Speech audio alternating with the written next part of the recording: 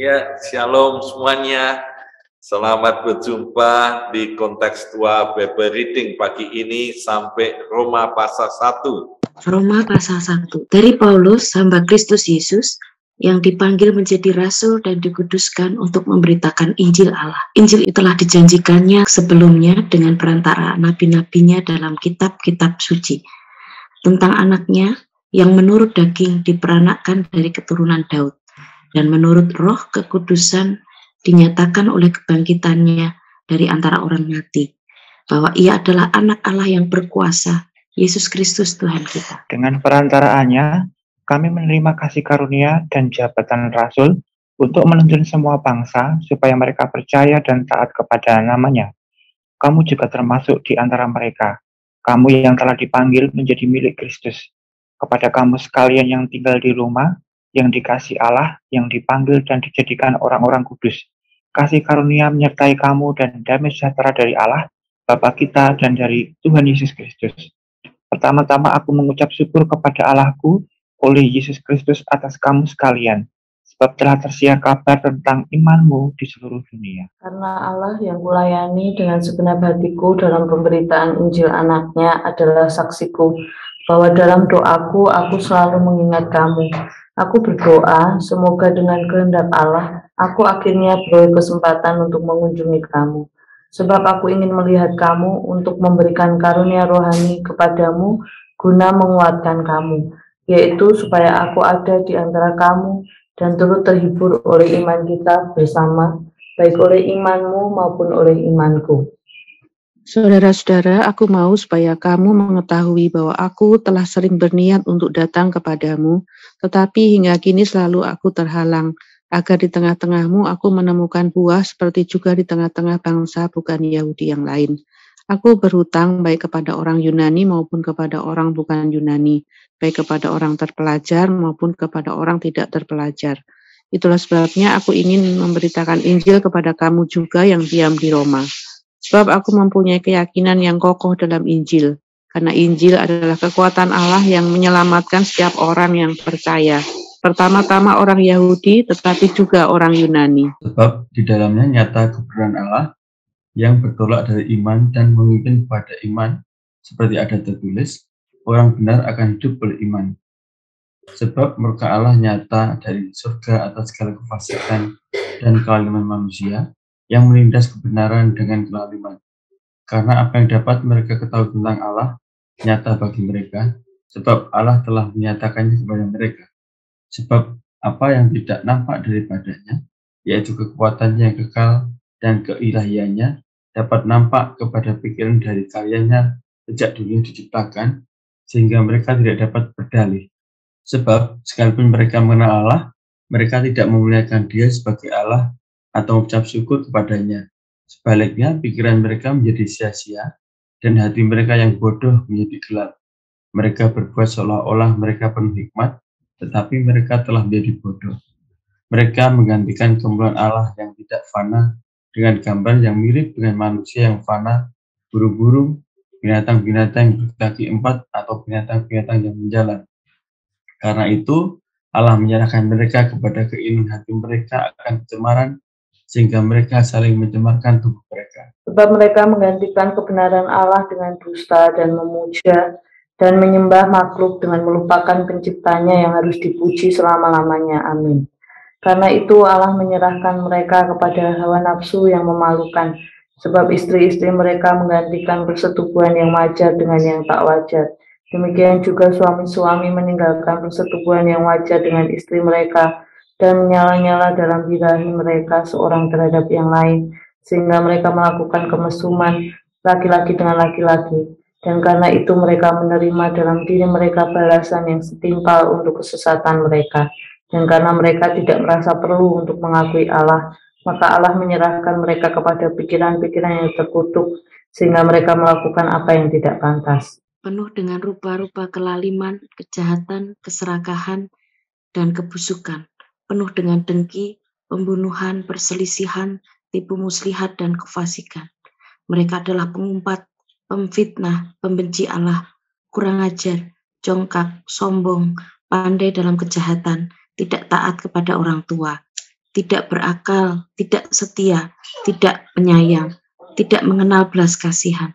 Sebab walaupun mereka mengetahui tuntutan-tuntutan hukum Allah, yaitu bahwa setiap orang yang melakukan hal-hal demikian patut dihukum mati, mereka bukan saja melakukannya sendiri, tetapi mereka juga setuju dengan mereka yang melakukannya. Terima kasih. Kita sampai pada kitab yang baru.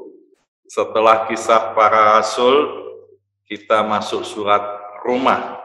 Surat Roma ini ditulis oleh Paulus, dan di ayat 1 sampai dengan 7 kita bisa mengenal siapa Paulus dan apa tugasnya. Kepada siapa surat ini ditulis? Jemaat di Roma. Kota Roma menjadi pusat Kaisaran Romawi, dan kita tahu bahwa penduduk yang ada di Roma itu sangat padat dan perdagangan sangat maju, dan orang-orang Kristen di situ cukup banyak. Asal mulanya tidak ada di data, tetapi ada orang-orang yang sudah percaya Yesus, dan bahasanya yang utama bahasa Yunani. Kita ada di ayat 1 sampai 7, siapa ini jemaat-jemaat yang ada di Roma. Tapi sebelum itu kita mengenal si penulis surat ini adalah Paulus, dan dia mengenal siapa dirinya. Identitasnya, Paulus katakan, aku ini hamba Kristus Yesus. Karena kasih karunia Allah yang dipanggil menjadi rasul. Jadi dia tahu siapa saya adalah rasul. Lalu dia juga katakan tugasnya apa? Yaitu untuk memberitakan Injil. Memberitakan Injil kepada bangsa-bangsa, semua bangsa. Dan supaya mereka percaya pada Injil itu, karena Injil ini berisi Yesus Kristus adalah anak Allah. Dan kita melihat orang-orang Roma ini, yaitu orang-orang yang sudah dikasih Allah, yaitu yang percaya pada Yesus Kristus, dipanggil dan dijadikan orang-orang kudus. Jadi jelas ada perubahan status dari orang-orang berdosa menjadi orang-orang kudus. Dan selanjutnya kita melihat bagaimana kerinduan Paulus datang ke Roma ini untuk berjumpa muka dengan muka kepada jemaat di Roma. Dan kerinduan ini diungkapkan dengan, pertama-tama aku mengucap syukur kepada Allah oleh Yesus Kristus. Karena Allah yang kulayani dengan segenap hatiku dalam pemberitaan Injil. Dan dia rindu, ingin untuk apa dia datang ke jemaat di Roma ini. Yaitu rindu hadir di jemaat ini untuk melihat, menguatkan, dan menemukan buah yang ada di jemaat ini. Dia ingin melihat dan menguatkan. Dan di ayat berikutnya, ini sebab Paulus memberitakan Injil sampai ke Roma, sampai ke semua bangsa. Karena kita melihat satu motivasi, hati Paulus yang penuh kasih, sampai dia katakan, aku berhutang kepada orang Yunani maupun kepada orang Yahudi. Ya, baik Yunani maupun bukan Yunani, baik orang terpelajar maupun pada orang yang tidak terpelajar. Itu sebabnya aku ingin memberitakan Injil kepada kamu yang diam di Roma. Itu kerinduan yang penuh kasih, sampai dia komit, katakan, aku berhutang. Dan yang kedua, dia punya keyakinan yang kokoh. Mengapa dia sampai ke Roma, ke bangsa-bangsa, selalu terus memberitakan Injil?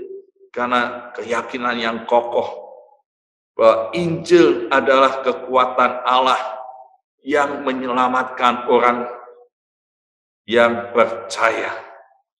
Pertama-tama orang Yahudi, tapi juga orang Yunani.